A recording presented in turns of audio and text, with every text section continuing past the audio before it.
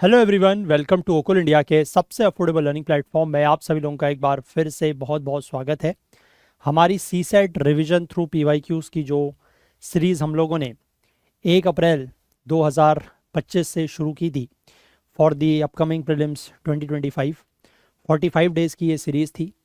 और आज इस जर्नी का, इस सफ़र का जो है वो अंतिम पड़ाव पर हम लोग आ चुके हैं। डे 45 आज रहेगा और अंतिम बार आज इस सीरीज़ के थ्रू मैं आपसे मिल रहा हूं। तो हम लोग फिर से वही मिसलिनियस टाइप्स के जो क्वेश्चंस हमारे पास बचे हुए हैं, ठीक है, ओनली 13 क्वेश्चंस आर लेफ्ट। हमने मोर देन 80 क्वेश्चंस जो है वो मिसलिनियस के डिस्कस कर लिए हैं, मतलब ओवरऑल मिला के इंक्लूडिंग दीज 13 क्वेश्चंस, ठीक है। तो हर तरीके के क्वेश्चंस आप लोगों ने देख लिए हैं, ठीक है।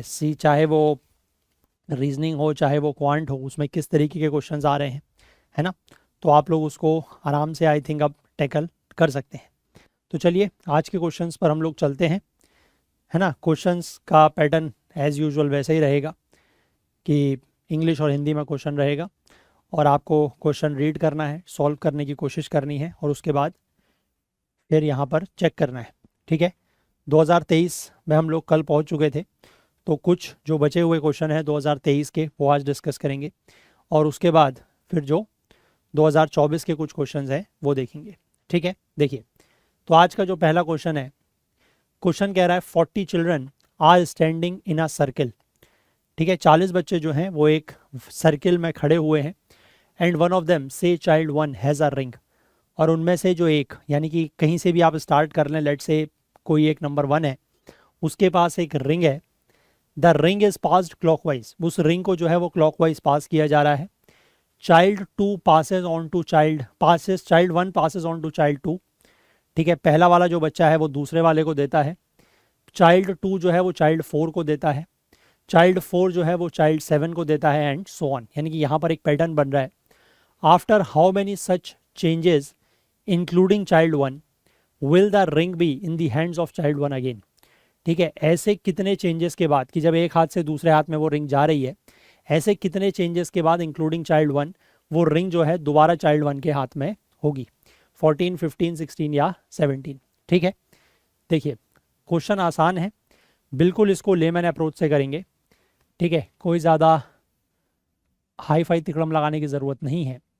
लेट से दिस इज चाइल्ड 1, इस तरीके से देयर आर 40 चिल्ड्रन, 1 2 3, है ना। फिर ऐसे करते करते करते करते करते करते लेट से दिस इज 20, ठीक है। ऐसे करते करते करते, ठीक है, यहाँ पर कहीं पर होगा 40th चाइल्ड, ठीक।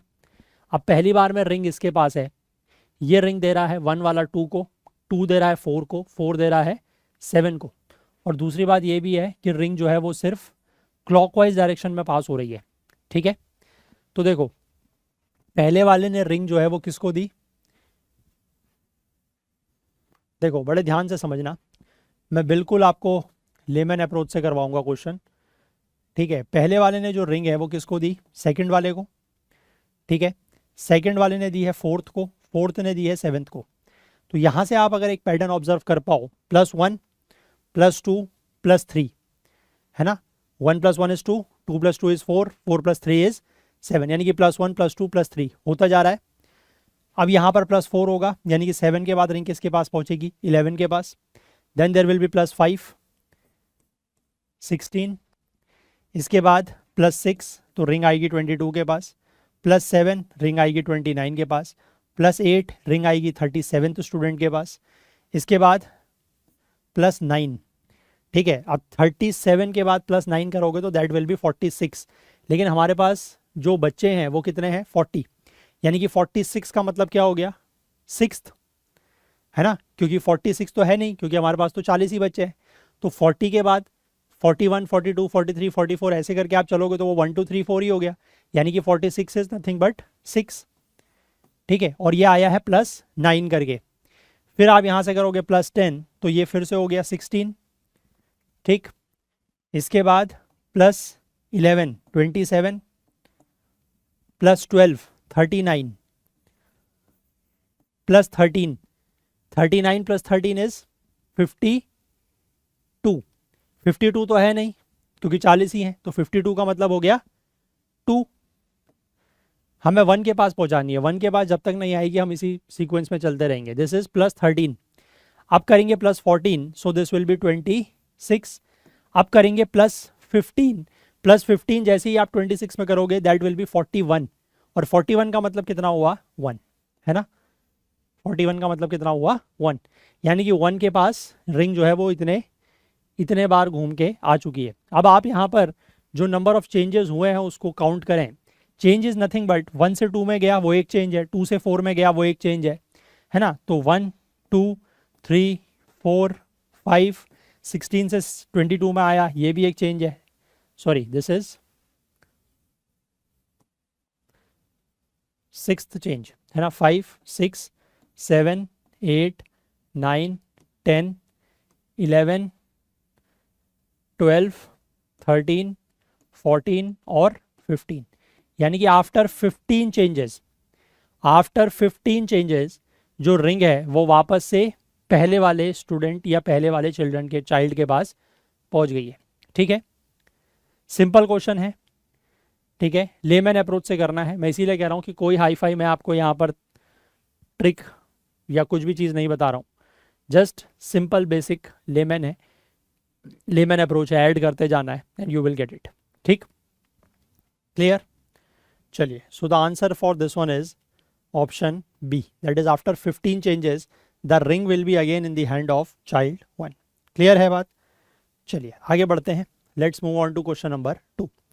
अगेन 2023 में पूछा गया question, it is a very good question, ठीक है, बहुत अच्छा क्वेश्चन है। देखिए क्या कह रहा है, आपको एक सीरीज दी हुई है, सीक्वेंस दिया हुआ है, Z Y Y Y X W W W W so on up to A, और इस सीक्वेंस का, इस सीरीज का आपसे मिडिल टर्म पूछा है, मिडिल टर्म बीच का टर्म क्या होगा।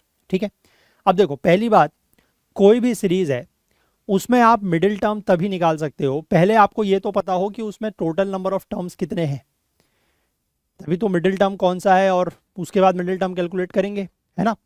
अब देखो यहां पर इस सीरीज को अगर आप अच्छे से ऑब्जर्व करो, there are 2Z 3Y 4X 5W and so on up to A। ठीक है, 2Z है, 3Y है, 4X है, सॉरी हाँ 4X है, यहाँ पर 4X है, सॉरी 4X है, 5W है। तो पहली बात, first thing which you have to tell me या which you have to understand कि इसमें A कितने होंगे। वैसे तो A to Z अगर हम बात करें तो देर आर 26 अल्फ़ाबेट्स, अगर Z एक होता, ठीक है, अगर Z एक होता, Y 2 होते, X 3 होते, W 4 होते, तो A 26 होते, है ना, अगर हम उसी सीक्वेंस में चलते तो। बट ये सारे के सारे जो हैं वो रिवर्स ऑर्डर में, अगर हम A to Z की या जो इंग्लिश अल्फ़ाबेट के A to Z के हमारे पोजीशंस होती हैं अल्फ़ाबेट्स की इन रिवर्स ऑर्डर, अगर हम उसकी बात करें तो उसमें ये +1 है। ठीक है, जैसे अगर हम ABCD की बात करते हैं तो स्टार्टिंग फ्रॉम पोजीशन की अगर मैं बात करूं तो A is 1, B is 2, C is 3, D is 4। Reverse order में बात करें तो Z is 1, Y is 2, X is 3, W is 4, है ना, सो ऑन। लेकिन यहाँ पर आप देखिए कि जो इनकी नंबर्स हैं, मतलब जितने ये प्रेजेंट है वो अपनी पोजीशन के बराबर नहीं है, अपनी पोजीशन के नंबर के बराबर नहीं है, उससे +1 है। ठीक है, तो रिवर्स ऑर्डर में अगर A की हम बात करें तो A is 26, रिवर्स ऑर्डर में चलेंगे, Z is 1 तो A is 26, लेकिन यहाँ पर जो A है वो कितने होंगे, since Z is not 1, Z is 2, Y is not 2, Y is 3, X is not 3, X is 4, +1 है, तो देयर विल बी 27 A's। पहली बात तो आपको ये समझनी होगी कि यहाँ पर 27 A होंगे, देयर विल बी 27 A। या मैं ये कहूँ कि जितने भी अल्फ़ाबेट होंगे वो रिवर्स ऑर्डर में उनकी जो पोजीशन है उससे +1 है। ठीक है, आई होप आप एग्री करेंगे इस बात से, ठीक है, यस और नो। अब आप मुझे ये बताएं, इतना जानकारी होने के बाद 2 + 3 + 4 + 5 + 6 + 7 + 8 ये नंबर ऑफ टर्म्स होंगे टिल 27, यस और no. Number of terms total मैं इस सीक्वेंस में अगर निकालना चाहूँ, क्योंकि मैंने कहा ना मिडिल टर्म निकालने के लिए मुझे पहले क्या चाहिए कि इस सीक्वेंस में टोटल नंबर ऑफ टर्म्स कितने हैं, तो वो 2 + 3 + 4 + 5 + सो ऑन अप टू 27 उतने ही होंगे। यानी कि क्या मैं उसको S27 -1 लिख सकता हूँ? यस और नो?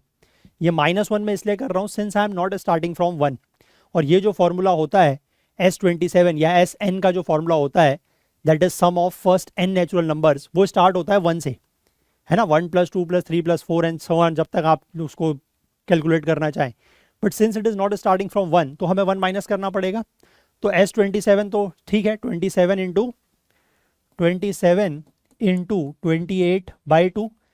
n इंटू n+1/2, ठीक है। तो ये यहाँ से कैंसिल हुआ, -1 इसमें हम करेंगे तो 27, 14 इंटू 27 ये होगा आपका 14 इंटू 7 इज 98, 9 9 14 2 ज़ा 378 -1। तो इसमें टोटल जो नंबर ऑफ टर्म्स हैं, दिस सीरीज हैज टोटल और this sequence has total 377 terms. इतना पता लगा यहाँ तक। आई होप आप एग्री करेंगे इस बात से कि टोटल नंबर ऑफ टर्म्स जो इस सीक्वेंस में हैं वो हैं 377। अब मिडिल टर्म कौन सा होगा, ये वैसे भी आप बता सकते हैं। अगर वैसे नहीं बता पा रहे हैं तो just divide 377/2, you will gate 188.5, ठीक है। तो that means 189th will be the middle term, ठीक है। 189th टर्म जो होगा वो मिडिल टर्म होगा। क्लियर है बात? 189th term will be the middle term, yes और नो, है ना? क्योंकि 377 टर्म्स हैं, 388 एक तरफ, 388 एक तरफ, बीच में बचा हुआ जो term that is 389th, that is the middle term, ठीक है। यानी कि अब आपको क्वेश्चन क्या हो गया कि आपको इस सीक्वेंस का 189th टर्म निकालना है, ठीक है। आई होप क्लियर है बात, ठीक। अब देखो 189th टर्म आपको जब निकालना है, कंडीशन तो वही है कि एक टर्म इसमें शुरुआत वाला तो गायब है ना। अब आप एक चीज़ चेक करो, S18 कितना होता है, मतलब आपको बेसिकली ये वैल्यू जो है वो नियरेस्ट टू ये लेके आनी है, ठीक है, नियरेस्ट टू 189 लेके आनी है। तो S18 कितना होगा, 18 इंटू 19/2, ठीक है, n इंटू n+1/2, तो ये हो गया 9, दिस इज 177, ये इससे थोड़ा सा दूर है। Let's say S19 is 19 into 20/2, ठीक है। सो ये यहाँ से कैंसिल हुआ to 10 times, this becomes 190, yes 190, है ना, 190 आ रहा है। और हमें उसमें से एक टर्म माइनस भी करना है, पहला वाला। तो 189th टर्म जो है वो यहीं से आएगा and that is S19। S19 मतलब जैसे आप इस सीरीज को देखो, यहाँ तक अगर आप बात करो, यहाँ तक स्टार्टिंग से अगर आप यहाँ तक बात करो, आपके पास कितने टर्म्स हैं, 2 3 4, मतलब 2 और 3 5, 5 और 4 9, 9 और 5 14। वैसे S5 में अगर हम S5 की बात करते हैं, यानी कि सम ऑफ फर्स्ट 5 नेचुरल नंबर्स, उसमें 15 टर्म्स होते हैं, बट सिंस इसमें 1 मिसिंग है तो 14 टर्म्स है, ठीक है। तो S19 का मतलब है कि इसी तरीके से चलते चलते जो 19th टर्म होगा, ठीक है, जो 19th टर्म होगा वही इसका आंसर होगा -1 करके, ठीक है। तो अब आप इसमें एक चीज़ देखो, मैं आपको, मुझे थोड़ा सा स्पेस चाहिए था बट चलो आई विल मैनेज हेयर, ठीक है। देखो ए, मैं इसको ऐसे लिखता हूँ, अब ABC, आपको 19th चाहिए तो वो उधर 27 से आपको जल्दी मिल जाएगा। ABCDEFGHIJ,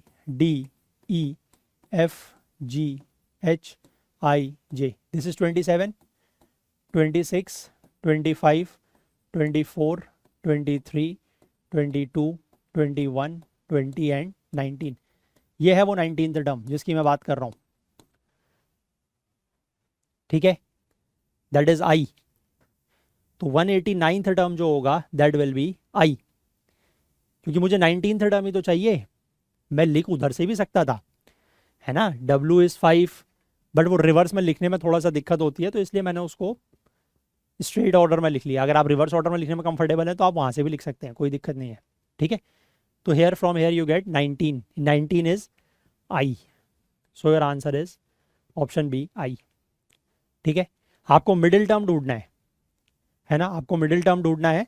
तो ये 1 माइनस करना नहीं भूलना, बस अगर इस तरीके की कोई सीरीज आती है, because here the 1 first term is starting from 2। अगर आप SN का फॉर्मूला यूज़ कर रहे हैं तो आपको 1 माइनस करना पड़ेगा, चाहे आप नंबर ऑफ टर्म्स निकाल रहे हैं तब भी, या जो पर्टिकुलर टर्म निकाल रहे हैं तब भी। ठीक है, आई होप क्लियर है बात। ठीक है, चलें आगे बढ़ें। चलिए, आगे बढ़ने से पहले मैं आप लोगों से एक बार इस सीरीज़ के थ्रू, इस सीरीज़ के माध्यम से अंतिम बार ये रिक्वेस्ट करना चाहूँगा कि अगर आपको हमारी ये सीरीज़ हेल्पफुल लगी है, अगर इस सीरीज़ के दौरान किए गए हमारे एफर्ट्स आपको हेल्पफुल लगे हैं, किसी भी तरीके से आपकी मदद हुई है, कुछ भी आपने नया सीखा हो या प्रैक्टिस करने में आपकी हेल्प हुई हो, तो प्लीज़ कुछ ना कुछ कंट्रीब्यूट ज़रूर करें। मैं अंतिम बार आपसे आज गुजारिश कर रहा हूँ इस सीरीज़ के थ्रू, है ना, कुछ ना कुछ कंट्रीब्यूट करने की कोशिश ज़रूर करें। हमने 45 डेज़ एट अ स्ट्रेच, ठीक है, आप लोगों ने भी किया है, बट हमने भी 45 days at a stretch without any break, without any Sundays and without anything, ठीक है, हर दिन हम लोगों ने इसमें काम किया है इस सीरीज़ पे। इस वजह से हमारे कुछ और कमिटमेंट्स जो हैं वो भी थोड़ा सा डिले हो गए हैं, बट हमने इस सीरीज़ को प्रायोरिटी में रखा बिकॉज वी अंडरस्टैंड कि CSAT is a big deal, है ना, big nut to crack these years. इस मतलब रिसेंट ईयर्स में CSAT एक थोड़ा सा मुश्किल हो गया है, और PYQs are the best guide कि किस तरीके से पढ़ना है या किस तरीके के क्वेश्चंस आते हैं, है ना। तो हमने उसको बहुत डिटेल में अच्छे से कवर किया है। तो मैं चाहूँगा कि आप, अगर आपको ठीक लगा हो सीरीज़, आपने अच्छे से फॉलो की हो, आपकी हेल्प हुई हो, तो कुछ ना कुछ कंट्रीब्यूट करने की कोशिश ज़रूर करें। ठीक है, चलिए आगे बढ़ते हैं क्वेश्चन नंबर 3 पर। क्वेश्चन नंबर 3 अच्छा क्वेश्चन है, ठीक है, थोड़ा सा लॉजिकल है बस, but it's a easy question. Question कह रहा है there are large number of silver coins weighing 2 gram, 5 gram, 10 gram, 25 gram and 50 gram each. ठीक है, कुछ सिल्वर कॉइन्स हैं, कितने हैं वो नहीं दिया है, कुछ सिल्वर कॉइन्स है जो इस मेजरमेंट में अवेलेबल है ना। Consider the following statements. To buy 78 gram of coins one must buy at least 7 coins. अगर आपको 78 ग्राम कॉइन्स खरीदने हैं तो आपको कम से कम 7 कॉइन खरीदने पड़ेंगे। That is the first condition और the first statement. Second statement कह रहा है कि 78 ग्राम वे करने के लिए, two way 78 gram using these coins one can use less than 7 coins. अगर आप 78 ग्राम वे करना चाहते हैं, वजन करना चाहते हैं 78 ग्राम का, इन कॉइन्स का यूज़ करके, मतलब इन कॉइन्स को एज अ वेट यूज़ करके अगर आप 78 ग्राम्स वेट करना चाहते हैं तो 7 कॉइन से कम में भी काम चल सकता है। तो कौन सा स्टेटमेंट इनमें से सही है ये आपको बताना है। This is again asked in 2023। Question easy है, बस थोड़ा सा इसमें अगर आप लॉजिक लेके चलें।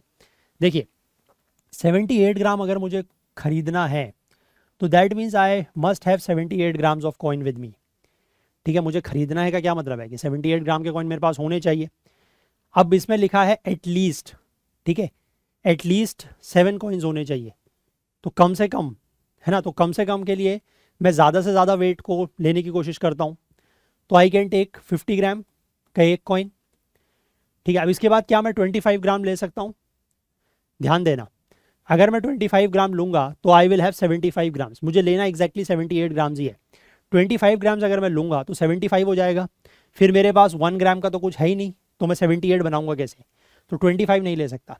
Can I take 10 gram? Yes, I can take 10 gram, और 10 ग्राम के मैं 2 ले लेता हूँ तो 70 हो जाएगा, 70 हो गया। ठीक है, अब इसके बाद मैं 5 ग्राम फिर से नहीं ले सकता क्योंकि अदरवाइज फिर से ये 75 हो जाएगा और फिर मैं 78 कैसे बनाऊंगा। तो बाकी बचे हुए जो 8 ग्राम है इसके बाद वो मुझे 2 ग्राम से ही पूरे करने पड़ेंगे, और दैट विल बी, सॉरी 2 ग्राम,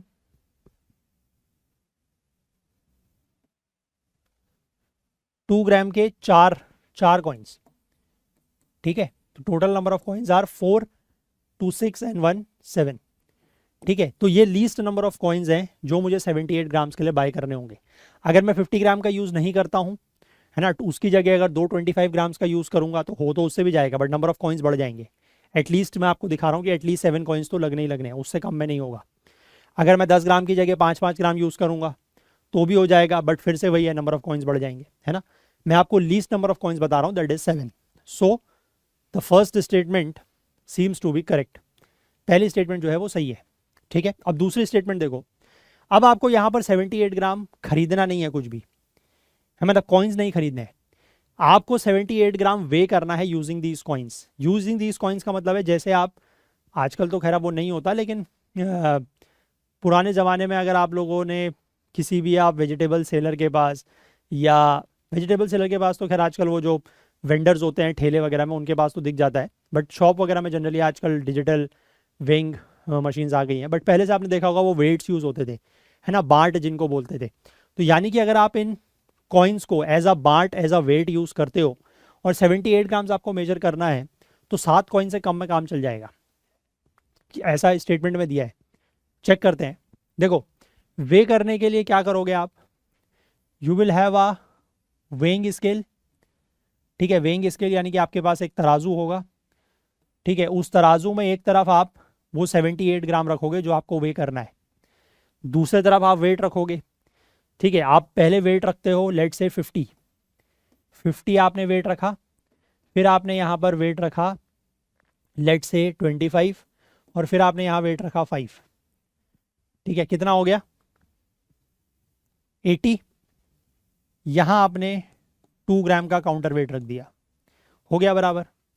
आपने इस तरीके से सब्जी वालों को कभी बैलेंस करते हुए देखा होगा कि वो इधर वेट रखते हैं, अगर ज़्यादा हो जाता है तो फिर आपने आपकी जिस तरफ सब्जी रखी हुई है उस तरफ काउंटर वेट रख देते हैं, है ना। तो वही काम मैंने यहाँ पर किया है। इस तरफ 78 था, मैंने 80 रखा और 2 का काउंटर वेट उधर रख दिया। तो मेरे पास टोटल जो कॉइन्स यूज़ हुए हैं दे आर 1, 2, 3 एंड 4। सिर्फ 4 कॉइन्स में मैं 78 ग्राम को मेजर कर सकता हूँ। तो यानी कि ये क्या कह रहा है, 78 ग्राम मेजर करने के लिए using these coins one can use less than 7 coins. Yes, so this statement is also correct. 7 coin से कम में हम 78 ग्राम मेजर कर सकते हैं। क्लियर है? So the answer is option B. Clear है? ठीक है, चलिए मैं आपसे एक सवाल पूछता हूँ, इसका जवाब आप मुझे कमेंट सेक्शन में दीजिएगा। क्वेश्चन बड़े ध्यान से सुनिएगा। There are 10 coins. ठीक है, there are 10 coins looking identical, देखने में बिल्कुल एक जैसे हैं, लेकिन उनमें से एक कॉइन जो है वो थोड़ा सा बायस्ड है, और you can say it's a bit lighter, थोड़ा सा हल्का है। एक कॉइन देखने में नहीं, देखने में तो सारे के सारे 10 के 10 कॉइन्स एक जैसे हैं, लेकिन एक कॉइन जो है वो थोड़ा सा हल्का है, लाइटर है। ठीक, अब आपको ये बताना है कि minimum in how many times, आपको मैंने 10 के 10 कॉइन दे दिए और आपसे कहा कि मुझे वो जो लाइटर कॉइन है, ठीक है, या जो बायस्ड कॉइन है वो ढूंढ के दो। तो कितने मिनिमम टाइम्स में या मिनिमम नंबर ऑफ अटेम्प्ट्स में आप वो बायस्ड कॉइन ढूंढ लोगे या वो लाइटर कॉइन ढूंढ लोगे? That is the question. ठीक है, just give me the answer for this one in the comment section. Comments में इसका मुझे जवाब दीजिएगा। क्वेश्चन आई होप आप समझ गए होंगे कि 10 कॉइन्स हैं, लुकिंग आइडेंटिकल, देखने में बिल्कुल एक जैसे हैं, लेकिन उनमें से एक कॉइन जो है वो थोड़ा सा डिफेक्टिव कह सकते हैं, बायस्ड कहने के बजाय डिफेक्टिव कह सकते हैं, थोड़ा सा हल्का है वजन में, देखने में सारे एक जैसे हैं।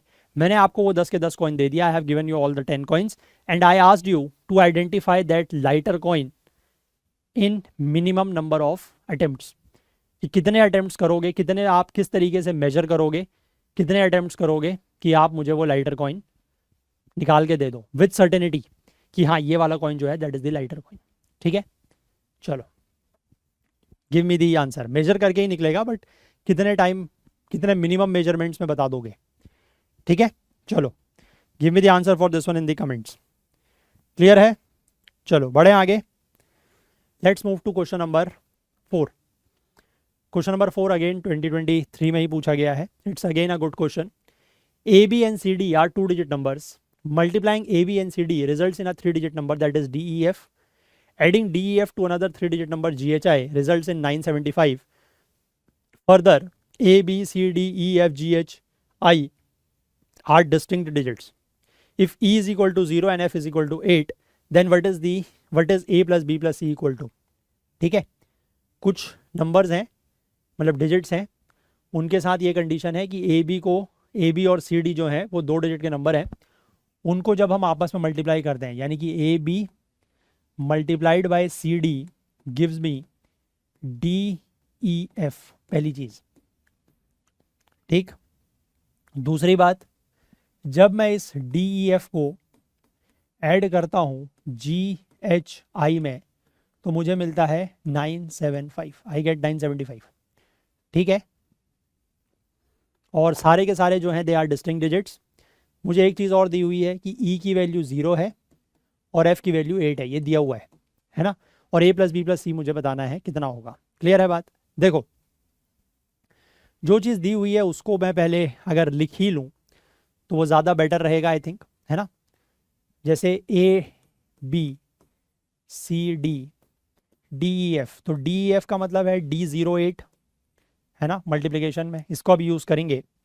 यहाँ पर देखें D E F that is D08, ये 0 है, प्लस GHI इज 975, ठीक है। दिस इज नॉट 1, हाँ दिस इज I। अब देखो 8 प्लस I इज 5। मैंने आपको पहले ही बताया है कि जब भी दो डिजिट को ऐड करोगे तो maximum you can reach 18 even if repetition of digits is allowed, है ना। तो 18 तक पहुंच सकते हो, यानी कि ये नंबर क्या होगा, दिस नंबर इज 5 तो हो नहीं सकता बिकॉज 8 तो ये पहले ही है ना, नेगेटिव तो होगा नहीं आई की वैल्यू, तो 5 है यानी कि ये 15 है, ठीक है। अब 8 में क्या ऐड करो कि 15 बन जाए, 7। तो यहां से क्लियरली आपको एक चीज पता लग गई कि आई की वैल्यू क्या है भाई, 7, ठीक है। तो 8 प्लस 7 इज 15, कैरी 1, ठीक है। 1 plus 0 is 1, 1 plus h is 7, ठीक है। अब ये 1 प्लस h इज 7 है, तो h की वैल्यू 6 हो सकती है क्योंकि 1 प्लस h इज 7, तो ये 11 तो हो नहीं सकता। h की वैल्यू 17 तो ये हो नहीं सकती ना, क्योंकि 1 प्लस h इज मतलब 1 प्लस h इज 7 हो सकता है, लेकिन 1 प्लस h इज 17 तो नहीं हो सकता, क्योंकि 1 प्लस h के लिए 17 होने के लिए h की वैल्यू कितनी होनी पड़ेगी, 16, वो पॉसिबल नहीं है। तो यहाँ से पता लगा कि h इज इक्वल टू 6, ठीक है। और दूसरी चीज़ यहाँ से पता लगी कि d plus G is equal to 9, क्योंकि कैरी यहाँ से कुछ नहीं हो रहा है ना। 1 प्लस 6 इज 7, तो कैरी कुछ नहीं हो रहा है, तो d प्लस जी इज 9। इतने हमें पता लग गए अल्फ़ाबेट्स, ठीक है। d plus G is equal to 9 पता लगा है, उसके बीच में अभी क्लियर कुछ नहीं है, तो हम वहाँ से कुछ पॉसिबिलिटीज़ बनाने की कोशिश करेंगे d और g में, ठीक है। ठीक, तो d प्लस जी को 9 बनाना है। देखो 0 9 हो सकता है, मैं पहले सारे लिख रहा हूँ फिर उसके बाद रूल आउट कर देंगे। 0 9 1 8 2 7, मैं इस चीज़ को ध्यान में रख के लिख रहा हूँ, ठीक है। 3 6 4 5 5 4 डी जी 5 4 6 3 7 2 8 1 9 0। क्लियर है? अब कोई भी डिजिट जो है वो रिपीट नहीं होनी है। 0 पहले ही आ चुका है तो 0 वाला तो हटा दो, ठीक है, 0 दोबारा नहीं आ सकता। 8 भी आ चुका है, 8 वाला भी हटा दो। 7 भी आ चुका है तो 2 7 7 2 ये भी हटा दो। 6 भी आ चुका है, 6 3 6 3 ये भी हटा दो। Now you are left with only 2 possibilities D और जी को लेकर। आइदर जी डी इज 4 तो जी इज 5, और डी इज 5 तो जी इज 4। ठीक, बात समझे? क्लियर है? अब इसके बाद देखो, यहां तक तो हो गया गेम। हमें वैसे भी a प्लस बी प्लस सी की वैल्यू चाहिए, डी वी तो हमें वैसे भी नहीं चाहिए, बट वो डी यहाँ पर यूज़ होगा। देखो अब देखो यहाँ पर लॉजिक लगाना है। डी की वैल्यू को अगर मैं 5 यूज़ करता हूँ, देखो ध्यान से देखना, अगर मैं डी की वैल्यू को 5 यूज़ करता हूँ तो 5 इंटू समथिंग 8, ये मल्टीप्लीकेशन में भले ही है लेकिन ये वाली डिजिट तो ये मल्टीप्लाई बाई ये करके ही आएगी ना, समझ रहे हो? डी को अगर मैं 5 लेता हूँ तो D multiply by something that is B has to be 8। अब 5 की टेबल में 8 तो आएगा ही नहीं कभी भी नहीं आएगा, कुछ भी कर लो। तो यानी कि डी की वैल्यू 5 नहीं है, काम हो गया ख़त्म। डी इज़ 4, जी इज़ 5, ये भी पता लग गया हमें, ठीक है। तो यहाँ पर ये जो टर्म बन रहा है वो कुछ इस तरीके का बन रहा है। देखो ए बी सी अभी ठीक है, डी इज़ 4, है ना, और ये जो नीचे नंबर बन रहा है दैट इज़ 408, ठीक है। अब ये इंटू ये इज़ 8, मतलब 4 इंटू बी इज़ 8, तो बी की वैल्यू क्या होगी? बी की वैल्यू क्या होगी? अच्छा, इसको अगर मैं ऐसे लिखूं रुको,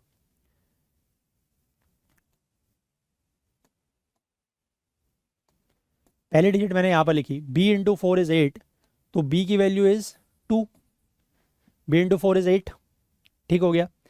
4 इंटू ए इज, यहां पर मुझे एक टर्म लाना है, ठीक है, मुझे यहां पर एक टर्म लाना है। कहां पर? यहां पर जो भी टर्म आएगा that will B a into 4, है ना, a इंटू 4 करके वो टर्म आएगा। ठीक है, उसको अभी देखते हैं, a इंटू 4। अच्छा, अब एक चीज़ यहाँ से और देखते हो, चलो अभी देखो, अभी यहाँ से हम कुछ और पॉसिबिलिटीज़ निकालते हैं। a की वैल्यू क्या क्या हो सकती है, अब मुझे बताओ। 0 हो नहीं सकती, 1 हो सकती है, यस। 2 हो सकती है, नहीं, क्योंकि b इज 2, तो b नहीं हो, 2 नहीं हो सकती। 3 हो सकती है, यस। 4 नहीं हो सकती बिकॉज 4 इज d। 5 हो सकती है, नहीं, 5 इज g। 6 नहीं हो सकती, 7 नहीं हो सकती, 8 नहीं हो सकती, और 9। सिर्फ 3 वैल्यूज हो सकती हैं a की, दैट इज 1 a 3।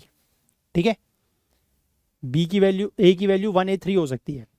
तो मैं पहले अगर a से ही चेक करूँ, 1 से ही चेक करूँ, यहाँ पर मैं रखूँ 1, ये हो गया, है ना, ये हो गया और ये हो गया, 4 1 जा 4। ठीक, अब यहाँ पर ये तो 8 आ जाएगा, यहाँ पर मुझे 0 लाना है, ये वाला। तो 0 लाने के लिए मुझे यहाँ पर क्या लाना होगा, 6, यानी कि यहाँ पर मुझे 6 लाना होगा ना, तभी तो 4 + 6 0 बनेगा। ठीक है, यस और नो। 4 + 6 4 मतलब ये मल्टीप्लाई जब मैं करूँगा, यहाँ पर मुझे 0 लाना है, ये वाला, तो ये कैसे आएगा 0, जब यहाँ पर 6 आएगा। और 6 कैसे आएगा, 2 multiply by anything will give you 6, how will give you 6 how, जब यहाँ पर क्या होगा, इसकी वैल्यू 3। ठीक है, तो 3 2 जा 6 और ये है 3, 3 1 जा 3।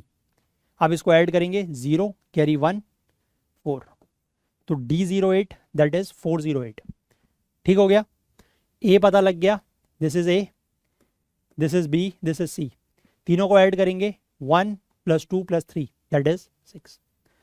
क्वेश्चन थोड़ा सा लेंदी है, थोड़ा सा टाइम टेकिंग है, बट अगर आप स्पीड में कर पाते हैं तो यू कैन डू इट।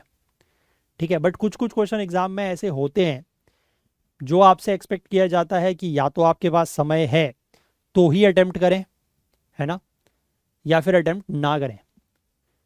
आप क्वेश्चन कर सकते हैं, मैं ये नहीं कह रहा क्वेश्चन आप नहीं कर सकते हैं, but it is time taking, a bit time taking compare to other types of questions. तो इसलिए ये भी मेरी तरफ से एक एडवाइस है कि अगर इस तरीके के क्वेश्चंस आपको एग्जाम में दिखते हैं तो वैसे तो आप खुद ही समझदार हैं, बट इन क्वेश्चंस को फर्स्ट हैंड या फर्स्ट टाइम में ना करें। ठीक है, इनको बाद के लिए छोड़ें, अगर टाइम बचता है then you can do them, attempt them. ठीक है, चलिए बढ़े आगे। This was question number 4। क्वेश्चन थोड़ा सा टिपिकल हैं, थोड़ा सा लंबे हैं, तो इस वजह से टाइम हमें भी आज सेशन में ज़्यादा लग रहा है। क्वेश्चन नंबर 5 की अगर हम बात करते हैं तो ये क्या कह रहा है, देखिए question number 5 says consider the following statements in respect of 5 candidates P Q R S and T। 5 candidates हैं P Q R S and T, 2 statements true हैं और 1 स्टेटमेंट फॉल्स है। वो दिया हुआ है कौन सा फॉल्स है कौन सा ट्रू है। True statement is 1 of P and Q was selected for the job। False statement है कि at least 1 of R and S was selected for the job। True statement है at most 2 of R S and T were selected for the job। Which of the following conclusions can be drawn? At least 4 were selected for the job and S was selected for the job। Use आपको correct बताना है। ये English version है, this is the Hindi version. ठीक है, आप जिसमें comfortable हो आप वीडियो पॉज करके क्वेश्चन को पढ़ सकते हैं। अब देखिए मैं एग्जाम अगर इसको मतलब सॉल्व करता हूँ, ट्रू स्टेटमेंट तो ठीक है, जो ये फॉल्स स्टेटमेंट है पहले इसका हम ट्रू बनाने की कोशिश करते हैं कि अगर ये स्टेटमेंट फॉल्स है तो इसका ट्रू क्या होगा। ठीक है, क्योंकि बाकी दो तो ट्रू ही है, लेकिन ये फॉल्स स्टेटमेंट प्रॉब्लम करेगी हमें। फॉल्स स्टेटमेंट क्या है, at least 1 of R and S was selected for the job, यानी कि R और S में से कम एक जो है वो जॉब के लिए सेलेक्ट हुआ है। इसका मतलब क्या है कि या तो R सेलेक्ट हुआ है या S सेलेक्ट हुआ है। एटलीस्ट लिखा है, एटलीस्ट का मतलब है कि कम से कम एक, दोनों भी हुए हो सकते हैं। तो या तो R सेलेक्ट हुआ है या S सेलेक्ट हुआ है या दोनों सेलेक्ट हुए हैं। इसका मतलब ये है फॉल्स स्टेटमेंट का। इसका अगर मैं ट्रू का स्टेटमेंट बनाता हूं तो वो क्या होगा, इस स्टेटमेंट का ट्रू स्टेटमेंट ये होगा कि neither R nor S was selected for the job। ठीक है, इस स्टेटमेंट का I am making true statement of this one. इसका ट्रू स्टेटमेंट ये होगा कि neither R nor S was selected। ठीक है, क्योंकि एटलीस्ट का मतलब वही है कि या तो R सेलेक्ट हुआ है या S सेलेक्ट हुआ है या दोनों सेलेक्ट हुए हैं। लेकिन इसका मतलब है कि ना तो R सेलेक्ट हुआ है ना S सेलेक्ट हुआ है, क्योंकि वो फॉल्स है, उसका मैंने रिवर्स कर दिया, दैट बिकम्स ट्रू। ठीक है, अब ये तीनों स्टेटमेंट ट्रू हो गई, ये भी ट्रू है, ये भी ट्रू है और ये भी ट्रू है। ठीक, अब देखो one of P and Q was selected for the job, यानी कि दो में से कम एक ही सिलेक्ट हुआ है, नॉट कम से कम, सॉरी नॉट कम से कम, नॉट एटलीस्ट, एग्जैक्टली वन, दोनों में से एक ही सिलेक्ट हुआ है, या तो पी हुआ है या क्यू हुआ है। ठीक, आर और एस तो कोई भी सिलेक्ट नहीं हुआ, और at most two of R S and T were selected for the job, R S और टी में से ज्यादा से ज्यादा दो सिलेक्ट हुए हैं। अब आर और एस तो हुआ ही नहीं है, तो यानी कि सिलेक्शन किसका हुआ है, टी का। ठीक है, टी के साथ या तो पी का हुआ है या टी के साथ क्यू का हुआ है, दो ही का हुआ है ना, क्योंकि क्योंकि यहां से तो एक ही का सिलेक्शन हुआ है और यहां से टी का हुआ है, क्योंकि एटमोस्ट टू है, ज्यादा से ज्यादा दो का हो सकता है, लेकिन आर और एस का तो हुआ ही नहीं है ना, तो इसलिए या तो इन दोनों का हुआ है या इन दोनों का हुआ है। तो क्वेश्चन क्या कह रहा है, एटलीस्ट फोर वर सेलेक्टेड, कि कम से कम चार का सिलेक्शन हुआ है, नहीं सिर्फ दो का ही सिलेक्शन हुआ है। और एस का सिलेक्शन हुआ है, नहीं एस का बिल्कुल नहीं हुआ है। तो आंसर इज ऑप्शन डी। ठीक है, कहीं पर भी अगर इस तरीके का फॉल्स स्टेटमेंट वाला क्वेश्चन आए तो उसका पहले ट्रू स्टेटमेंट बनाने की कोशिश करें, उसके बाद चेकआउट करें कि आंसर क्या होगा, क्योंकि फॉल्स स्टेटमेंट को दिमाग में एनालाइज करना दिक्कत है ना, वो कन्फ्यूजन करता है, इसलिए उसको पहले ट्रू स्टेटमेंट बना लें उसका जस्ट अपोजिट करके, और फिर उसको एनालाइज करें। क्लियर है बात? चलिए बढ़े आगे, let's move on to question number 6। This is again a good question. 2023 में इस तरीके के बहुत सारे क्वेश्चंस आए हुए हैं, इसीलिए कहा जाता है कि 2023 जो है वो one of the toughest C SAT है अभी तक का, इसीलिए क्योंकि इस तरीके के क्वेश्चंस बहुत सारे हैं, आप देख सकते हैं। ठीक है, देखो इसमें क्या लिखा हुआ है, let P Q R S and T be 5 statements. P Q R S और टी जो है वो 5 स्टेटमेंट्स हैं, और उसके लिए दिया हुआ है कि if P is true then both Q and S are true. अगर पी ट्रू है तो क्यू भी ट्रू है और एस भी ट्रू है, दोनों ट्रू है। ठीक, if R and S are true then T is false, और अगर आर और एस दोनों ट्रू हैं तो टी फॉल्स है, दोनों ट्रू होने चाहिए तब टी फॉल्स होगा। ठीक है, चलो, अब which of the following can be concluded, if T is true then at least one of P and R must be false, if Q is true then P is true. ठीक है, चलो देखो कैसे करोगे। अगर P की बात करें, sorry, if we talk about P, अगर P ट्रू है, अगर P ट्रू है तो Q भी ट्रू है और S भी ट्रू है, ये दिया हुआ है। अगर P ट्रू है तो दोनों ट्रू हैं, S भी और Q भी। ठीक हो गया। दूसरा दिया हुआ है कि अगर R ट्रू है और S भी ट्रू है, दोनों अगर ट्रू हैं, बोथ अगर दोनों ट्रू हैं तो T जो है वो फॉल्स है। ठीक हो गया। T के फॉल्स होने के लिए ये दोनों ट्रू होने चाहिए, अगर इन दोनों में से एक भी ट्रू नहीं होगा तो T फॉल्स है, हो भी सकता है नहीं भी हो सकता है, हमें नहीं पता। ठीक है, अब देखो क्या लिखा है कि if true is T is true, अगर T ट्रू है then at least one of P and R must be false. अब देखो मैंने क्या कहा कि अगर T ट्रू है तो पहली बात, इसका मतलब ये दोनों के दोनों ट्रू नहीं है, क्योंकि अगर ये दोनों ट्रू होते तो T फॉल्स होता, लेकिन T ट्रू है, इसका मतलब क्या है कि या तो R ट्रू है ना, अगर R ट्रू है तो S फॉल्स है। ठीक, पहली चीज, या फिर R अगर फॉल्स है तो S ट्रू है।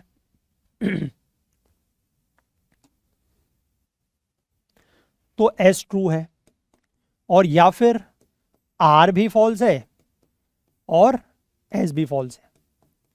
समझ गए? क्योंकि R और S अगर दोनों ट्रू होते हैं तो T ट्रू है, लेकिन सॉरी T फॉल्स है, लेकिन अगर T ट्रू है तो उसके लिए ये तीन कंडीशन हो सकती है कि या तो R ट्रू है तो S फॉल्स है, अगर R फॉल्स है तो S ट्रू है, या फिर दोनों फॉल्स है। क्लियर हो गई बात? अब वो क्या कह रहा है कि अगर T ट्रू है तो P और R में से एक ना एक तो फॉल्स होगा। ठीक है, देखो R यहां पर भी फॉल्स है, R यहां पर भी फॉल्स है। अब हमें यह चेक करना है कि जब R ट्रू है एंड S फॉल्स है, उस स्थिति में P क्या है, उस स्थिति में P क्या है। देखो अगर S फॉल्स है, अगर S ट्रू होता, S ट्रू कब है, जब P ट्रू है, लेकिन S यहां पर अगर फॉल्स है तो दैट मीन्स P फॉल्स है। यस और no?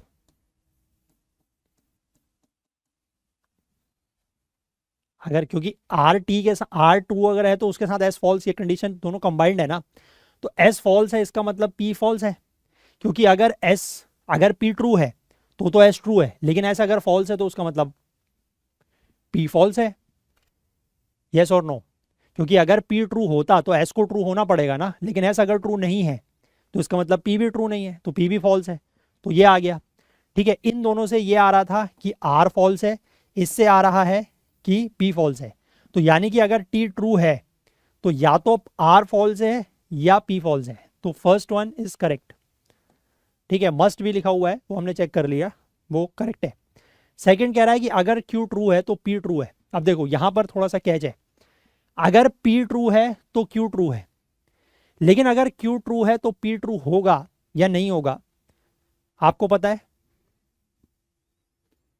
Can you tell me? अगर क्यू फॉल्स है तो ये क्या होगा? If Q is true then R is true. अगर क्यू ट्रू है तो if Q is true then P is true.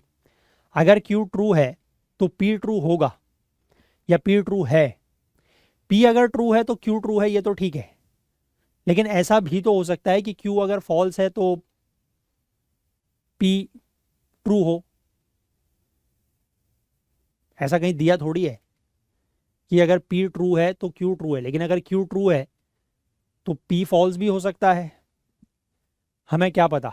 हमें तो ये दिया हुआ है कि अगर पी ट्रू है तो क्यू ट्रू है, लेकिन अगर क्यू फॉल्स है या क्यू अगर ट्रू भी है, तो चलो मान लिया पी ट्रू है, लेकिन अगर मान लो क्यू फॉल्स है, ठीक है, यहां पर क्या दिया हुआ है? क्यू ट्रू है। ठीक है, अगर मान लो क्यू ट्रू है तो हमें पी फॉल्स की कंडीशन तो दी नहीं है। यस और नो? ठीक है, तो second one is wrong, first one is correct. Answer is option A, that is one only. ठीक है, चलिए let's move to question number 7, again asked in 2023। इसमें लिखा हुआ है कि एक वर्ड दिया हुआ है दैट इज इनकॉम्प्रिहेंसिबिलिटीज। अगर इस वर्ड के सारे लेटर्स को अरेंज किया जाता है alphabetically in the reverse order, तो how many positions of the letter और लेटर्स विल रिमेन अनचेंज्ड? कितने लेटर या लेटर्स की पोजीशन जो है वो अनचेंज्ड रहेगी? अब इसको तो लिख के देखना पड़ेगा, है ना। INCOMPRE,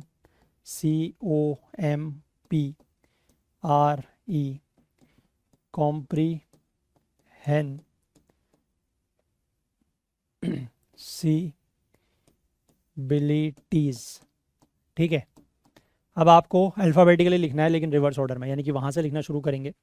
you don't have any A here, you have B, तो बी से स्टार्ट करें, दिस इज बी। ठीक है, बी के बाद सी आपके पास है एक, तो एक सी लिखें। डी आपके पास है नहीं, there are 1 2 3, there are 3 E's, 1 2 3। F नहीं है, ठीक है, जी नहीं है, H, you have 1 H, then you have I. How many I's? 1 2 3 4 5, you have 5 I's, 1 2 3 4 5, 1 2 3 4 5, आई हो गया। देन यू हैव जे, जे है नहीं, के है नहीं, एल है, यू हैव 1 एल। ठीक है, एल। एम है, यस, एम। एन है, yes, N, there are 2 N, N. ठीक है, देर आर 2 एन। इसके बाद ओ, ओ पी, क्यू है नहीं, आर है, yes, you have 1 R, S, you have 2 S, you have 2 S, and T, and T. ठीक है, अब कितने अल्फ़ाबेट्स ऐसे हैं जिनकी पोजीशन अनचेंज रही है? वो एक तो ये वाला आई है और एक ये वाला आई है। ठीक है, बाकी आप कोई भी चेक करेंगे, ऑल दी अल्फ़ाबेट्स की पोजीशन जो है वो चेंज हो गई है। So the answer is option C, that is 2 only. ठीक है, आसान क्वेश्चन है, थोड़ा सा बस लिखना है, और जल्दबाजी में होता यह है कि वर्ड इतना लंबा दिया हुआ है तो कभी कभार कोई अल्फ़ाबेट मिसप्लेस हो जाता है, इधर उधर हो जाता है, छूट जाता है, तो वहाँ पर गलती हो सकती है, अदरवाइज क्वेश्चन आसान है। ठीक है, चले let's move to question number 8। 8 question पर चलें उससे पहले मैं आप लोगों के साथ ये इन्फॉर्मेशन शेयर करना चाहूँगा एक बार फिर से कि अगर आप 2026 के प्रीलिम्स की तैयारी कर रहे हैं नेक्स्ट ईयर की, जिसका कैलेंडर भी यूपीएससी ने जारी कर दिया है 24 मई को। इस साल 25 मई को पेपर है, अगले साल 24 मई को आप लोगों का सी सेट का पेपर है, मतलब प्रीलिम्स का, जिसमें GS1 एंड सी सेट दोनों ही होंगे। तो अगर आप सी सेट की लाइव क्लासेस में हमारे साथ जुड़ना चाहते हैं तो उसके लिए हमारा जो नया बैच है सी सेट लाइव क्लासेस का, वो 1 जून से शुरू हो जाएगा। तो उस बैच में आप लोग ज्वाइन कर सकते हैं। नीचे डिस्क्रिप्शन में लिंक भी दिया हुआ है और हमारे ऐप और वेबसाइट में भी कोर्स लिस्टेड है, वहाँ से भी आप ज्वाइन कर सकते हैं। और कोर्स को लेकर अगर आपके मन में कोई डाउट है, ये नंबर हालांकि नीचे भी मेंशन किया गया है साइड में, बट मैं यहाँ पर फिर से लिख दे रहा हूँ 9150449990। ठीक है, ये हमारा व्हाट्सएप नंबर है। अगर आपको कोई भी डाउट या क्वेरी है तो आप इस नंबर पर कांटेक्ट हमसे कर सकते हैं रिगार्डिंग दिस कोर्स। ठीक है, आई होप क्लियर है। और जितना जल्दी आप लोग इसमें एनरोल करेंगे उतना आपको बेनिफिट यहाँ से मिलेगा। चलिए नेक्स्ट क्वेश्चन नंबर 8 पर मूव करते हैं। क्वेश्चन नंबर 8, यहाँ से हम लोग 2024 में आ गए हैं, 2024 में। 2024 के क्वेश्चंस कंपैरेटिवली आप देखेंगे 2023 के कंपैरिजन में थोड़ा सा आसान है कंपैरेटिवली। ठीक है, देखिए क्वेश्चन कह रहा है, हिंदी दोनों में दिया हुआ है, आप पढ़ सकते हैं। क्वेश्चन कह रहा है on 1 January 2023 a person saved ₹1। ठीक है, 1 जनवरी को उसने 1 रुपया सेव किया। 2 जनवरी को उसने सेव किया 2 more than that on the previous day. 2 more than that on the previous day मतलब पहले दिन 1 रुपये, फिर उसके बाद पहले दिन के कंपैरिजन में 2 रुपये ज़्यादा, यानी कि 3 रुपये। तीसरे तारीख को उसने सेव किया 2 more than that on the previous day, यानी कि 3 रुपये से 2 रुपये ज़्यादा, 5 रुपये। और इसी तरीके से कहानी जो है वो आगे को चल रही है, यानी कि +2 में। तो at the end of which date was his total savings a perfect square as well as a perfect cube, यानी कि उसकी जो टोटल सेविंग्स है वो परफेक्ट स्क्वायर और परफेक्ट क्यूब के बराबर हो गई है। तो ये जो नंबर है परफेक्ट स्क्वायर और परफेक्ट क्यूब, ये बड़ा सिंपल है इसको आइडेंटिफाई करना, दैट इज 64। ठीक है, 64 is 8 square and 64 is 4 cube. ठीक है तो यानी कि ये जो अब ये क्या है, ये AP है ना, 1 + 3 + 5 + 7 हर दिन 2-2 रुपये बढ़ रहे हैं, और उसका जो सम है that is S of n terms is 64। ठीक है, where A is equal to 1 and D that is common difference is 2। आपको n की वैल्यू निकालनी है कि कितने दिन में वो हो जाएगा। तो Sn का फॉर्मूला लगाएंगे, 64 is equal to n/2, 2a is 1, 2 × 1 plus n-1 into D that is again 2। यहाँ से और यहाँ से 2 कॉमन लेके इससे कैंसिल हो जाएगा, तो 64 इज इक्वल टू n, और ये हो जाएगा 1 + n-1। ठीक है, -1 + 1 cancel, 64 is equal to n square, minus में लेने की जरूरत नहीं है because these are number of days, so n is equal to 8। ठीक है, n इज इक्वल टू 8। तो यानी कि 1 तारीख, 2 तारीख, 3 तारीख ऐसे करते करते 8 तारीख को जाके उसके जो पैसे हैं वो 64 रुपीज़, यानी कि जो उसकी सेविंग्स है वो 64 रुपीज़ हो जाएंगी, which is a perfect square as well as a perfect cube. ठीक है, आई होप क्लियर है बात। चलिए आगे बढ़ते हैं। Question number 9। क्वेश्चन नंबर 9 कह रहा है कि what is the sum of first 28 terms in the following sequence. अब यहाँ पर फिर से आपको एक सीक्वेंस दी हुई है, इस सीक्वेंस का आपको बताना है कि फर्स्ट 28 टर्म्स का सम क्या होगा। 28th टर्म क्या होगा ये नहीं बताना है, फर्स्ट 28 टर्म्स का सम बताना है। अब इस सीरीज़ को अगर आप थोड़ा सा ऑब्जर्व करो तो ये सीरीज़ आपको कुछ इस तरीके की दिखाई देगी। दिस इज 1 1 2 1 3 2 1 4 3 2, है ना, 1 5 4 3 2 दिखाई दे रही है। तो दिस इज नथिंग बट, मतलब इसको ऐड करोगे आपको सबका सम निकालना है ना, इसको ऐड करोगे तो S1, इसको ऐड करोगे तो S2, यानी कि सम ऑफ फर्स्ट 2 नेचुरल नंबर्स। इसको ऐड करोगे 1 + 3 + 2, वो ऑर्डर 1 + 2 + 3 होता है, बट 1 + 3 + 2 करोगे तो भी वही आएगा। This is S3, this is S4, this is S5, S5। ठीक है, आपको 28th टर्म तक जाना है। अब देखो S5 तक आपके कितने टर्म हो गए हैं ये तो पता ही है आपको, 15 टर्म्स।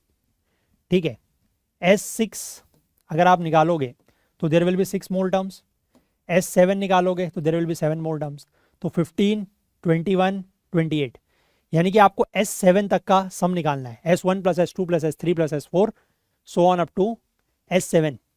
अब S1 की जो वैल्यू है दैट इज 1, S2 की वैल्यू इज 3, है ना, 1 plus 2 is 3, this is 6, this is 4 plus हो गया इसमें 10, this is 15, this is 21, this is 28, सबको ऐड कर दो, 8 प्लस 1 9, 14, 20, 24, कैरी 2, 6 7 8, 84।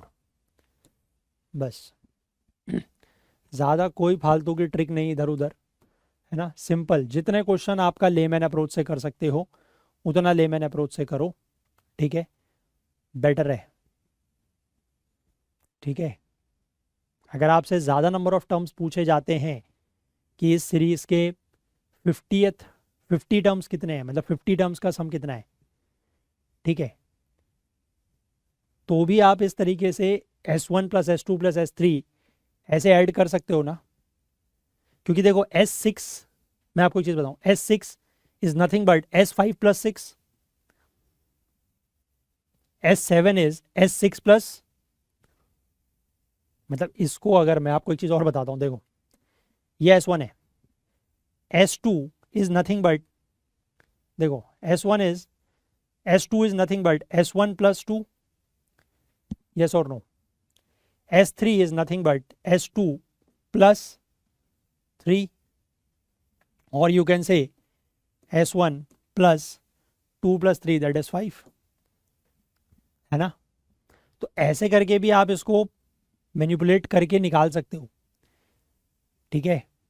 क्लियर है, यस और नो, कर पाओगे। इसके आगे चलो, S4 is nothing but S3 plus 4, और you can say S2 plus 7 और S1 plus 12, sorry S1 plus 9, S1 plus 9, S4, yes और नो, हो रहा है ना, +2 +5 +9 ऐसे करते करते आगे को बढ़ोगे तो आपको S1 के साथ ये जो छोटी छोटी वैल्यूज आएंगी सिर्फ इन्हीं को ऐड करना होगा, ठीक है, कर लोगे। चलो आगे बढ़ते हैं, question number 10, this is again good question. देखो, if the sum of 2 digit numbers, 2 digit के 2 नंबर्स हैं that is AB and CD, इनका सम जो है वो एक 3 डिजिट नंबर है that is 1CE, where the letters ABCDE denote distinct digits, then what is the value of A की वैल्यू क्या होगी ये बताना है। बहुत बढ़िया क्वेश्चन है। देखो सम है ना, AB plus CD yes is 1CE, ठीक है।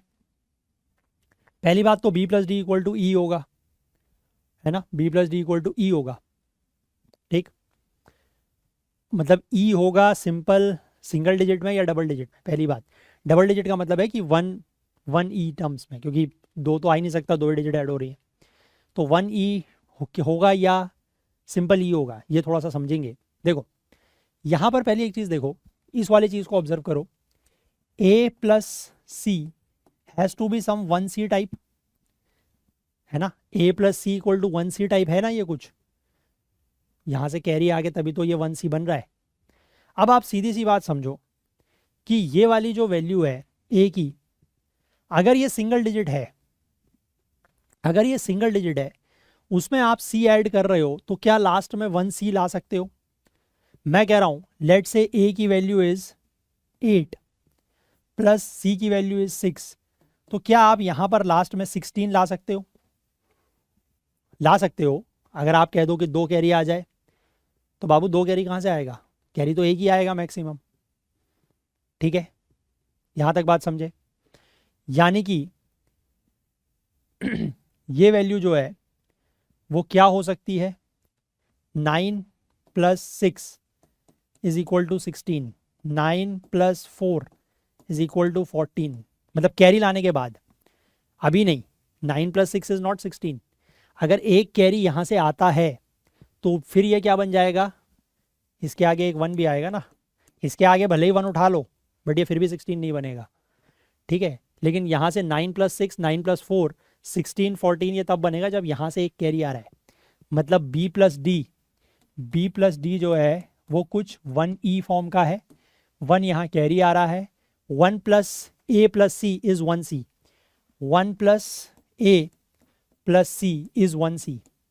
तो ये जो A की वैल्यू है ये दोनों मिला के these two values 1 + A has to be 10, क्योंकि 10 में ही जब आप C ऐड करोगे तभी आपका ये 1C बनेगा, ठीक है। ये देखो सारी वैल्यूज जो हैं ये 10 है, 1 + 9, 1 + 9, इनमें जब आप कोई भी सिंगल डिजिट C ऐड करोगे तभी वो 1C बनेगा, अदरवाइज वो 1C नहीं बन सकता। आप रख के देख लो, ठीक है। तो यानी कि 1 + A has to be 10, that means A has to be 9। अच्छा क्वेश्चन है, मैं इसीलिए कह रहा हूँ आपको, भले ही अभी लग रहा हो कि यार बड़ा आसान है, बट क्वेश्चन बहुत अच्छा है। एग्ज़ाम में ऐसे क्वेश्चन बहुत दिमाग लगवाते हैं, ठीक है। उसके बाद भी अगर हो जाए तो you feel a lot of confidence in your self कि मैंने एक बहुत अच्छा क्वेश्चन सॉल्व किया है। बट अगर नहीं हो पाया तो फिर it's a waste of time and energy और मोराल भी डाउन होता है, ठीक है। इसीलिए मैं कह रहा हूँ कि ऐसे क्वेश्चनों को बाद के लिए छोड़ना, ठीक है। शुरुआत में करने मत बैठ जाना, भले ही 4 हो, भले ही 5 हो, कितने भी हों, ठीक है, भले ही 10 हो, क्योंकि ऐसे क्वेश्चंस मैंने आपको बताया ना कि टोटल 122 क्वेश्चंस हम लोग सॉल्व कर रहे हैं ये मिसलीनियस टाइप्स के इन 14 ईयर्स। तो ऑन एन एवरेज आप लगभग 9 के आसपास का एवरेज ले सकते हैं हर साल। तो 8-9 क्वेश्चन ऐसे आ रहे हैं, और रिसेंट ईयर्स में आप लोग देख रहे होंगे 2019-20 के बाद से वो जो स्टेटमेंट्स वाले क्वेश्चन आ रहे थे वो भी अब हट चुके हैं, उस तरीके के क्वेश्चन भी यहाँ पर नहीं है ज़्यादा अब, है ना। तो ये चीज़ों का आपको थोड़ा सा ध्यान जो है वो देना होगा, बट फिलहाल इसका आंसर ठीक है। चलिए आगे बढ़ जाते हैं क्वेश्चन नंबर 11 पर। ये कुछ स्टेटमेंट बेस्ड क्वेश्चन है। A statement is given followed by two conclusions, number 1 and 2. Consider the statement and the conclusion. Statement है India is the world's largest producer of milk. ये statement है, मतलब ये true बात कही गई है कि इंडिया जो है वो वर्ल्ड का लार्जेस्ट प्रोड्यूसर ऑफ मिल्क है। कंक्लूजन 1 कह रहा है कि India is the world largest exporter of milk, और कंक्लूजन 2 कह रहा है कि India does not import milk. अब देखो, हमें अपनी तरफ से या अपना कुछ और नॉलेज नहीं लगाना है, जो दिया गया उसी के हिसाब से बात करनी है। अगर इंडिया वर्ल्ड का लार्जेस्ट प्रोड्यूसर ऑफ मिल्क है तो क्या वो लार्जेस्ट एक्सपोर्टर हो, ये ज़रूरी है? ज़रूरी तो नहीं है। हो सकता है कि हमारा प्रोड्यूसर और हमारा मतलब जो हम प्रोड्यूस कर रहे हैं, प्रोडक्शन हमारा हो रहा है, वो हमारा डोमेस्टिकली कंज्यूम हो जा रहा है, तो हमारे पास एक्सपोर्ट करने के लिए उतना ज़्यादा नहीं है, so we are not the largest exporter. और दूसरा स्टेटमेंट कह रहा है कि इंडिया जो है वो मिल्क इंपोर्ट नहीं कर रहा है। हो सकता है कि हमारा जितना प्रोडक्शन है वो हमारे डोमेस्टिक कंजम्पशन के लिए पूरा नहीं पड़ रहा है, तो इसलिए हमें इंपोर्ट करना पड़ रहा है। तो India being the largest producer of milk, उससे हम ये नहीं बता सकते कि इंडिया लार्जेस्ट एक्सपोर्टर है और इंडिया जो है वो इंपोर्ट नहीं करता है। So the answer is D, neither 1 nor 2 follows. ठीक है, क्लियर है। चलिए नेक्स्ट क्वेश्चन नंबर 12। ये भी वैसे ही है, ये तो बहुत आसान क्वेश्चन है। इसमें भी वही है, स्टेटमेंट दिया हुआ है और एक क्वेश्चन दिया हुआ है। क्वेश्चन है what is the time required to download the software. ठीक है, स्टेटमेंट 1 कह रहा है the size of the software is 12 megabytes, and statement 2 कह रहा है the transfer rate is 2.4 kilobytes per second. देखो पहली वाली स्टेटमेंट को अगर हम देखें, स्टेटमेंट ये डेटा सफिशिएंसी टाइप क्वेश्चन हो गया। पहली स्टेटमेंट कह रहा है कि साइज़ दिया हुआ है आपको सॉफ्टवेयर का, लेकिन उसमें आपको ट्रांसफ़र रेट नहीं दिया गया, तो आप कैसे बताओगे कि कितनी देर में सॉफ्टवेयर डाउनलोड हो जाएगा? तो ओनली स्टेटमेंट 1 से तो आंसर आएगा नहीं। स्टेटमेंट 2 में आपको सिर्फ ट्रांसफ़र रेट दिया गया है, उसमें total size of the software नहीं दिया हुआ है, तो ओनली स्टेटमेंट 2 से भी आंसर नहीं आएगा। लेकिन हाँ, जब आप स्टेटमेंट 1 और स्टेटमेंट 2 को कंबाइन करोगे, from there you will get the answer, क्योंकि आपको total size of the software भी पता है और ट्रांसफ़र रेट भी पता है, तो कितना टाइम लगेगा सॉफ्टवेयर डाउनलोड करने में, ये आप इन दोनों को कंबाइन करके बता सकते हो। So the answer will be option C. The question can be answered using both the statements together but can not be answered using either statement alone. Answer is option C. ठीक है, ये इसका Hindi version, English version था, ये Hindi version है, आप चाहें तो ये भी पढ़ सकते हैं। ठीक है, क्लियर है। चलिए now we are moving to the last very last question of this series. ठीक है, इस पूरी की पूरी सीरीज का ये अंतिम सवाल है, ध्यान से देखें। इसमें एक मेन स्टेटमेंट दिया हुआ है, अ main statement is followed by 4 statements labelled P, Q, R and S. Choose the ordered pair of the statements where the first statement implies the second and the two statements are logically consistent with the main statement. ठीक है, यानी कि आपको जो 4 statement दी हुई हैं उनमें से ऑर्डर्ड पेयर ऑफ स्टेटमेंट ढूंढना है जहां पर पहला स्टेटमेंट इंप्लाई कर रहा हो सेकंड, मतलब पहले स्टेटमेंट सेकंड की तरफ इशारा कर रहा हो, और 2 स्टेटमेंट जो है वो मेन स्टेटमेंट के साथ कंसिस्टेंट भी होने चाहिए. मेन स्टेटमेंट है कि प्रदीप बिकम्स आइदर अ डायरेक्टर और अ प्रोड्यूसर, यानी कि प्रदीप जो है या तो डायरेक्टर बनता है या प्रोड्यूसर बनता है. ठीक हो गया. अब स्टेटमेंट पी कह रहा है कि Pradeep is a director, Q कह रहा है Pradeep is a producer, R कह रहा है Pradeep is not a director और एस कह रहा है Pradeep is not a producer. तो देखो, प्रदीप इज अ डायरेक्टर, अगर प्रदीप डायरेक्टर है, दोनों में से एक तो है आइदर डायरेक्टर और प्रोड्यूसर. अगर प्रदीप डायरेक्टर है तो Pradeep is not a producer. ठीक है, तो पी एस कह सकते हो या एस पी कह सकते हो. ठीक है, if Pradeep is not a producer that means Pradeep is a director, S P. ठीक है, और दूसरा, if Pradeep is not a director then Pradeep is a producer, तो आर क्यू. और क्या होगा, दोनों ही होंगे, बोथ, है ना. क्योंकि अगर हम ओनली वाले में लेके चलेंगे एसपी ओनली का मतलब क्या है कि Pradeep is not a producer, Pradeep is a director, तो हम सर्टेनिटी से कह रहे हैं कि प्रदीप डायरेक्टर है. लेकिन मेन स्टेटमेंट क्या कह रही है कि प्रदीप या तो डायरेक्टर है या प्रोड्यूसर है. सिमिलरली अगर हम बी पे चलें, आर क्यू का मतलब है कि Pradeep is not a director, he is a producer, तो फिर हम सर्टेनिटी से कह रहे हैं कि he is a producer. But ऐसा नहीं है, या तो वो डायरेक्टर है या वो प्रोड्यूसर है, वो हमें भी नहीं पता कि क्या है. ठीक है, तो इसलिए answer will be both S P and R Q. या तो अगर वो प्रोड्यूसर है तो डायरेक्टर नहीं है, और मतलब अगर डायरेक्टर नहीं है तो प्रोड्यूसर है, और अगर प्रोड्यूसर नहीं है तो डायरेक्टर है. So this is the answer option C. तो चलिए इस सफ़र को यहीं पर अंत करना होगा. जाने से पहले मैं अंतिम बार आप लोगों से एक बार फिर से ये गुजारिश, ये रिक्वेस्ट करना चाहूँगा कि अगर आपको ये सेशंस हेल्पफुल लगे हैं, 45 डेज़ की सीरीज़ आपके किसी भी तरीके से अगर काम आई है, तो मेरी रिक्वेस्ट है कि प्लीज़ कुछ ना कुछ कंट्रीब्यूट करने की कोशिश ज़रूर करें, सो दैट कि थोड़ा सा हमारी फाइनेंशियल हेल्प हो जाएगी, है ना, and we really need it. और कमेंट्स वगैरह भी ज़रूर आप लोग करें. इस कोर्स के बारे में ज़रूर अपनी इन्फॉर्मेशन पास ऑन करें. अगर आप इंटरेस्टेड हैं तो आप भी ज्वाइन कर सकते हैं. नीचे डिस्क्रिप्शन में भी लिंक दिया हुआ है, हमारे ऐप और वेबसाइट में भी लिस्टेड है, वहाँ से भी एनरोल कर सकते हैं. नंबर यहाँ पर आपको दिख रहा होगा 9150449990. इस नंबर पर आप कांटेक्ट कर सकते हैं व्हाट्सएप पर अगर कोई डाउट है तो.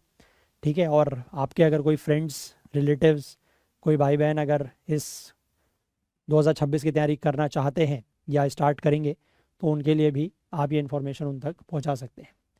तो चलिए, अब see you all in the next session. वाला स्लाइड तो दिखेगी नहीं आज, because this is the last session. और काफ़ी मज़ा आया है. मेरा पर्सनल एक्सपीरियंस में अगर आप लोगों के साथ शेयर करूं इस सीरीज़ का, तो मुझे काफ़ी मज़ा आया. ठीक है, I was on my toes for the last 45 days, क्योंकि हर दिन क्वेश्चंस कलेक्ट करना, है ना, उनको अरेंज करना, पीपीटी बनाना, then to solve, then to record the video, edit it, produce it in front of you. It takes a lot of time, lot of efforts. But मुझे काफ़ी पर्सनली मैं बताऊँ, काफ़ी मुझे अच्छा लगा, मज़ा आया. आप लोगों का क्या एक्सपीरियंस है, प्लीज़ कैसा रहा आप लोगों का एक्सपीरियंस इस सीरीज़ को लेकर, आप मुझे ज़रूर शेयर करें. और मैं चाहूँगा कि आप वीडियोस के नीचे कमेंट सेक्शन में ही लिखें, सो दैट कि थोड़ा सा जो आप लोगों के बाद अगर कोई स्टूडेंट इसको बाहर से, मतलब कोई और अगर देखता है वीडियोस को, तो उनको पता रहे कि वीडियोस कैसे हैं, what is the quality, what is the, है ना, किस तरीके का कंटेंट है, ये सब चीज़ें. मैं हालांकि ये बात आप लोगों से पहले दिन से कहता आया हूँ, बट कमेंट्स वगैरह आप लोगों ने बहुत कम किए हैं, हार्डली किसी ने कमेंट्स किए हैं. बट मैं चाहूँगा कि चलिए, अगर अभी तक नहीं किए हैं तो प्लीज़ कुछ ना कुछ कमेंट्स ज़रूर करें. ठीक है, अपने जेन्युइन फीडबैक दें, जैसा भी आपको लगा हो. अगर आपको हेल्प हुई है तो वो बताएं, अगर नहीं हुई है, कुछ चीज़ आपको पसंद नहीं आई है तो वो भी ज़रूर बताएं. ठीक है, क्योंकि this is not the end और this is not the last course which we are taking, है ना. सो दैट कि आप अगर बताएंगे कि हमें कुछ चीज़ें और बेटर हो सकती थी, तो we will try to make them better in the upcoming courses. ठीक है, तो चलिए, ज़्यादा से ज़्यादा लाइक करें अगर आपको पसंद आया हो तो आज का सेशन. शेयर करने की कोशिश करें, हमारे कोर्स के बारे में इन्फॉर्मेशन ज़रूर पास ऑन करें. और चैनल को सब्सक्राइब नहीं किया है तो वो ज़रूर कर लें.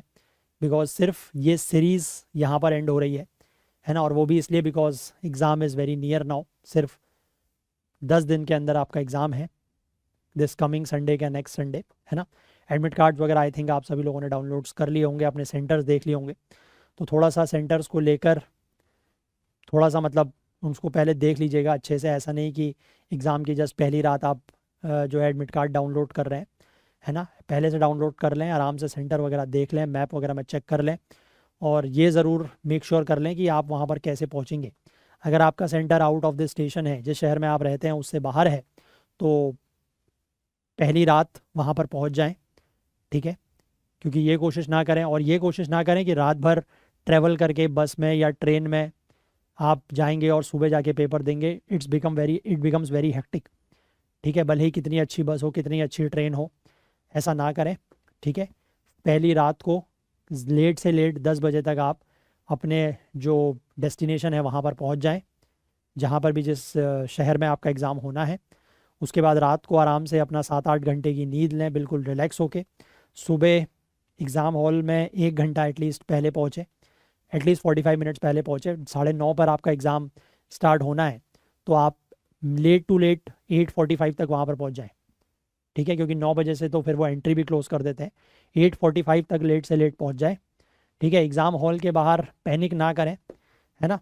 क्योंकि होता है, बहुत सारे लोगों को मैंने देखा है कि वो बुक्स खोल खोल के पढ़ते रहते हैं, लास्ट टाइम रिवीजन करते रहते हैं।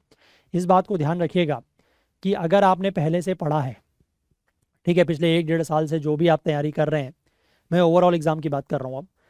अगर आपने पिछले 1-1.5 साल से जो पढ़ा है, अगर आपने अच्छे से पढ़ा है, तो वो हार्डली जो आप एग्ज़ाम हॉल के बाहर किताब खोल के रिवाइज़ कर रहे हैं उसका कोई मतलब नहीं है, ठीक है।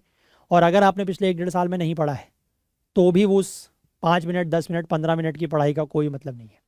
तो दोनों ही तरीके से मेरी नज़र में वो जस्ट अ वेस्ट है, ठीक है। वहाँ पर पैनिक ना करें, ठीक है। ज़्यादा थोड़ा मतलब ज़्यादा ऐसा भी ना हो कि अब लोग मिल गए तो गप्पे मार रहे हैं, वो वैसा भी नहीं करना है।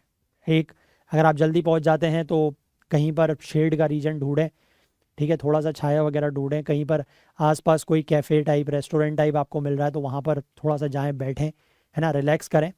और पानी की बोतल वगैरह अपने साथ ज़रूर ले जाएं, ठीक है। आप अपने साथ एक एनालॉग क्लॉक ले जा सकते हैं, digital clock is not allowed, ठीक है। बाकी बॉल पॉइंट पेन को लेकर मैंने आपको पहले भी बताया है, मैं फिर से बताऊंगा कि थोड़ा सा मोटे निब वाली पेन ले जाएं, बिकॉज उससे बबल्स फिल करना जल्दी भी होता है और आसान भी रहता है। और जो पेज है OMR शीट, उसके फटने के चांसेस भी नहीं रहते हैं। थोड़ा सा मोटे निब वाली पेन ले जाएं, है ना, ब्लैक बॉल पॉइंट पेन, क्योंकि उसी से आपको फिल करना है, ठीक है। भले नाम वगैरह के लिए आप चाहें तो कोई और पेन ले जा सकते हैं, जिसमें मतलब आपको नाम वगैरह लिखना है या एंट्रीज करनी है ना। बट OMR बबल्स फिल करने के लिए थोड़ा सा मोटे निब वाली पेन ले जाएं। वो आप स्टेशनरी शॉप में जाएंगे, उससे बोलेंगे तो वो आपको खुद ही दे देंगे, क्योंकि OMR फिल करने वाली पेन चाहिए, वो आपको खुद दे देंगे, ठीक है।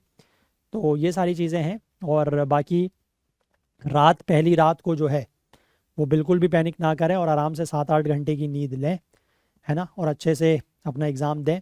अपने ऊपर भरोसा रखें, मेन चीज़ है अपने ऊपर भरोसा रखें। अपने 1-1.5 साल की जो तैयारी है, जो अथक प्रयास आप लोगों ने किया है, जितने भी सेक्रीफाइसेस, जितने भी आप लोगों ने तपस्या की है ना, सेक्रीफाइसेस तो किए होंगे आप लोगों ने कि यहाँ नहीं गए, पार्टी में नहीं गए, है ना, या किसी फंक्शन में नहीं गए, कोई त्यौहार अच्छे से नहीं मनाया, वो सब अब उसका फ़ायदा मिलने जाएगा। अब उसका फ़ायदा मिलेगा अगले 2 और 4 घंटों में, ठीक है। तो इसलिए इन सब चीज़ों के ऊपर भरोसा रखें, अपने ऊपर भरोसा रखें, डरें बिल्कुल भी नहीं, ठीक है। जो भी आपने पढ़ा है 1-1.5 साल में, अच्छे से आपने पढ़ा है, उसी में से पेपर आएगा, चाहे GS1 का हो, चाहे CSET का हो, ठीक है। तो आई थिंक कि इससे ज़्यादा मैं क्या ही आपसे कहूँ, आप लोग बाकी सब समझदार हैं। अगर आप लोगों को कोई भी इशू होता है ना, during these 10 days, last 10 days में अगर आपको कोई भी इशू आता है, तो जो हमारा व्हाट्सएप नंबर है, जो आपको यहाँ पर दिख रहा होगा, 9150449990, इस पर आप हमसे कांटेक्ट कर लीजिएगा अगर आपको किसी भी तरीके का कोई इशू है तो, ठीक है, related to this year's attempt, है ना। तो हम आपसे बात कर लेंगे, कांटेक्ट कर लेंगे, जो भी आपका इशू होगा वो क्लियर कर लेंगे, है ना। बट अगले 10 दिनों में भी पैनिक नहीं करना है, ठीक है। अगले 10 दिनों के लिए भी यही मंत्रा है कि डोंट पैनिक। जो चीज़ें पढ़ ली हैं उन्हीं को रिवाइज़ करें कंटिन्यूसली, है ना। और जो चीज़ें नहीं पढ़ी हैं, कुछ चीज़ें ऐसी होंगी, चाहे वो जीएस हो चाहे सीसेट हो, जो आपने अभी तक नहीं पढ़ी हैं या कम पढ़ी हैं, तो उनको लेकर मन में ऐसे ऐसे विचार आते हैं। ठीक है, मैं आपको पर्सनली बता रहा हूँ, ऐसे विचार आते हैं, आपको लगता है कि यार ये मैंने नहीं पढ़ा, इसी में से क्वेश्चन आ जाएगा, ये मैंने नहीं पढ़ा, इसी में से क्वेश्चन आ जाएगा, बट ऐसा नहीं होता। ठीक है, ऐसा नहीं होता, वो सिर्फ हमारे मन का डर है। तो इसलिए जो चीज़ें, जो टॉपिक्स आपने अभी तक नहीं पढ़े हैं, कम पढ़े हैं, उनके ऊपर ज़्यादा फोकस ना करें। जो आपने पढ़ा हुआ है अच्छे से, जो आपके सोर्सेज अभी तक रहे हैं, उन्हीं को अगले 10 दिनों में, चाहे जीएस है चाहे सीसेट है, कीप रिवाइजिंग दम मल्टीपल टाइम्स। जितनी टाइम रिवाइज कर सकते हैं रिवाइज करें, दैट्स इट। ठीक है, चलिए, तो मेरी तरफ से आप सभी लोगों को एग्ज़ाम के लिए ऑल द वेरी बेस्ट। मुझे पूरी पूरी उम्मीद है, पूरा भरोसा है आप लोगों के ऊपर कि आप सभी लोग बहुत अच्छा करेंगे। और इस बार मैं चाहूँगा कि आप में से जो जितने भी स्टूडेंट्स हैं हमारे से, जो जुड़े हुए हैं हमारे साथ, उनमें से ज़्यादा का ज़्यादा, ज़्यादा से ज़्यादा का जो है वो प्रीलिम्स क्लियर हो जाए। ठीक है, चलिए, तो इसी बात के साथ मैं अपने शब्दों को यहाँ पर विराम देता हूँ। हम लोग किसी और सीरीज़ में बहुत जल्द इसी चैनल पर फिर से आप लोगों के साथ मुलाकात होगी। तब तक के लिए अपना बहुत बहुत ध्यान रखें, अच्छे से पढ़ाई करते रहें, बिल्कुल भी डरे नहीं, घबराएं नहीं, पैनिक ना करें, और एग्ज़ाम में जीत आपकी पक्की है। चलिए, तो मिलेंगे किसी और सीरीज़ में, तब तक के लिए अपना बहुत बहुत ध्यान रखें। Please do take care of yourself. Thank you, have a nice day, bye bye.